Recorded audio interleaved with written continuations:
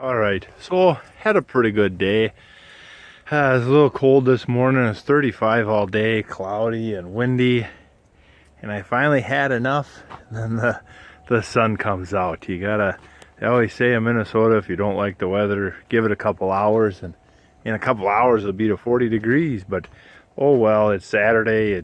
I'm cold. Let's go home and have a hot shower and spend time with the wife. But anyhow, got some work done on a planter today. I'm pretty happy.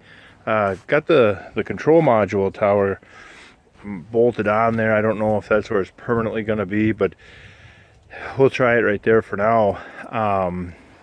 You got each of these boxes is just basically an interpreter from a function it's watching on the planter to communication with the monitor. So like the seed tube module, he's watching the seeds go by and it's counting every seed so on each row individually. So if you have a 36,000 goal for seed population, it's checking row by row, and it shows me row by row, all 12 rows at the same time, and it shows me that it's putting down 35,800 and whatever.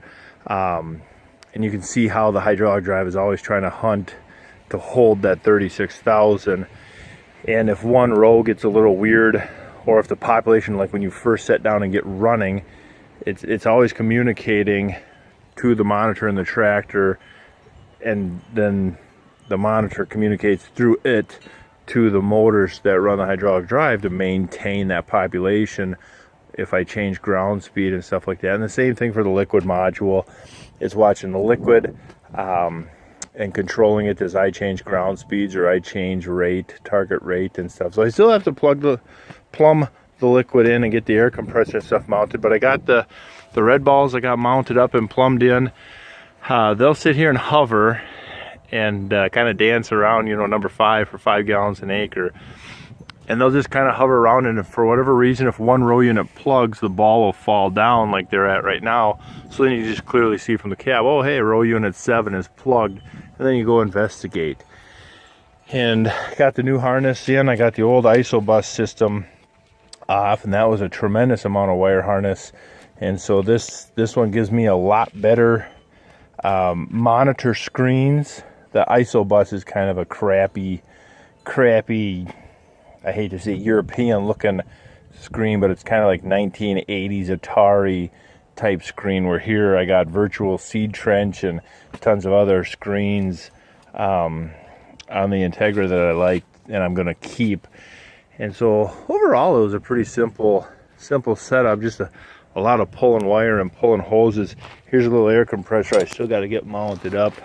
I think I'm mounting them guys somewhere right here and keep it clean and simple. So the liquid tubes, they run down and it runs over here to you got a check valve at each row unit, and what that does is it's got like a 10 psi opening pressure. So when I shut the liquid off at the headland, it only drains this 3 feet of hose that goes down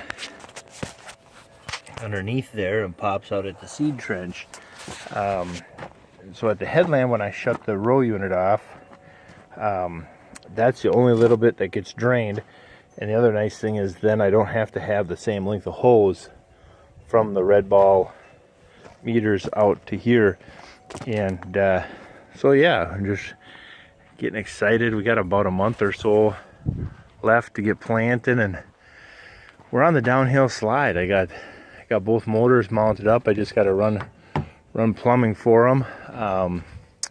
Did a test fit on a wire harness on this one, so we got an idea of what lengths we need to do, and I think the harness I have is long enough I can just split it in half and put a new end on each half to make 2 out of 1 deal.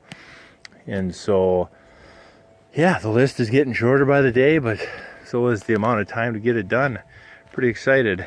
It looks like we might be set up for an early spring, but yet it don't take long in our climate and soils that a last minute shower rain spell at the end of April can push you away into the middle of May.